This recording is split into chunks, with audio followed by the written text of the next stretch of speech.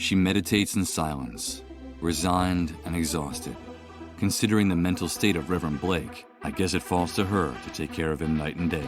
Seated on these disarranged pews, some people are listening to the preacher.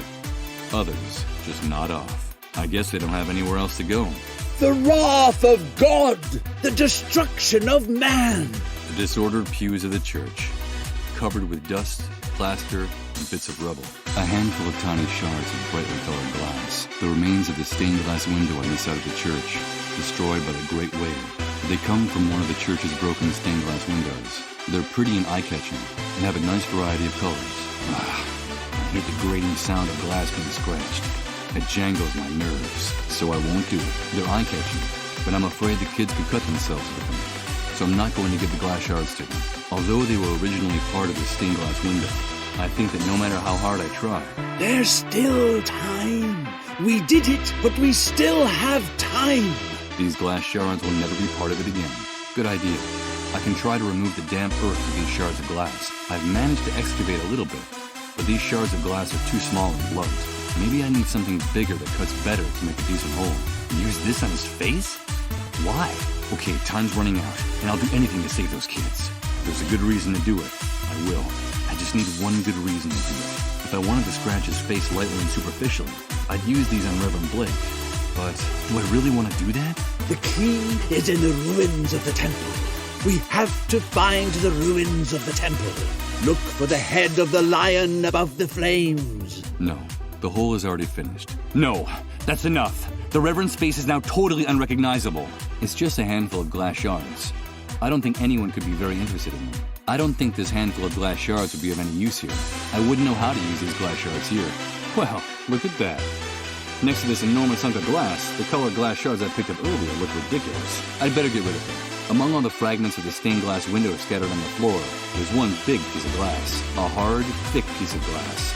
And it has a very, very sharp point. Bring me the head of the lion above the flames while there's still time.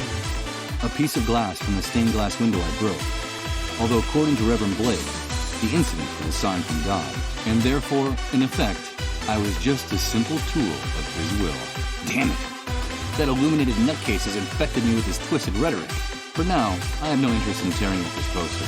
For now, I'd rather not know what's inside the mattress. If I want to hack a path through this wall of vegetation, I'll have to use something that cuts better than this piece of glass. With this, I'd only be able to scratch the surface of the drum. The glass isn't hard enough to unblock this door. It would break in two. The door is already open. I'm not going to waste any more time in this old thing. I'm not going to give this to them. They could cut themselves. I didn't get what it is we're supposed to prevent. I'm afraid that this mere piece of glass is not going to cut the barbed wire, no matter how hard I work at it. I think the bedsheet is already ripped enough. I'm not going to slash it even more. The seat cover is on its last legs. I'm not going to ruin it even more. I'll do this very carefully, so that the glass doesn't break in two. Perfect. The hole I've dug is big enough to get to the other side of the fence. Besides, I'm afraid that if I keep digging, I'll end up breaking the glass. I'm not going to cut it. If I can manage to salvage this rope without cutting it, it could be useful to me. I don't see how I can use this with this piece of glass. I'd only end up scratching it. Armageddon. The apocalypse. It took a lot to get it. I'm not going to give up this piece of glass just yet. What for? I'd only end up breaking the glass, or even worse, cutting my hand with it. This enormous stone cross casts a giant shadow across the aisle of the church. Perhaps that wasn't the original intention, but the result is pretty gloomy and menacing. It's the cross of the main altar. It depicts an ancient instrument of torture, with a poor, humiliated, martyred man hanging there. The catastrophe caused a lot of damage to the statue's pedestal. The fact that the statue is still standing. The inhabitants of this shithole call anyone with a rifle and a uniform a pig. But all is not lost. All cannot be lost. Is a miracle. The only statue in this place still standing. It's Saint... what's his name? Patron saint of... who knows what. I'm afraid that if I ever was a believer, all that information has also been blanked. The pedestal definitely wobbles when I push against it. A few parishioners listen to the words of the preacher, mesmerized. Although I'm sure that, like me, they can't decipher the meaning of his mystical rants either. The head of the lion above the flames will tell us where to find the ruins of the temple. A handful of parishioners scattered inside the church. I guess they're hoping that Reverend Blake will deliver one of his famous sermons.